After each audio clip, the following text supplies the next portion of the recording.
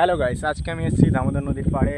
আর দামোদর নদীটা আজকে একটু বেশি ভয়ঙ্কর লাগছে, কারণ এটা দামোদর নয়, এটা হচ্ছে ড্রামাধর। কালকে আমি এসে দেখে গেছি এইখানে জল খুবই কম ছিল, ঠিক আছে। তো আজকে এসে দেখি জল পুরো ভর্তি হয়ে গেছে।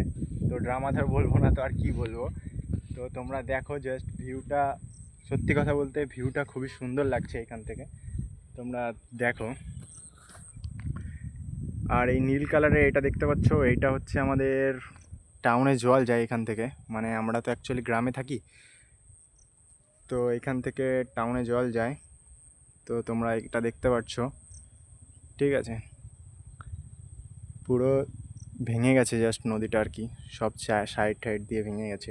ওই দিকটা আরও সুন্দর, কিন্তু ওই মুহূর্তে এখন ওইখানে, এটা তো শুধু মানে টুরিস্ট স্পট নয়, এখানে আরও অনেক মাতাল বলো, ভালোবাসা, প্রেম ভালোবাসা, এখানে সব কিছুই হয়, ঠিক আছে। তো নদী থেকে বালি কাটতে কাটতে আজকে এইটুকু হয়ে গেছে এইখানে। তো তোমরা দেখো আর কেমন লাগে কমেন্ট করে বলো, ঠিক আছে। তো গাইস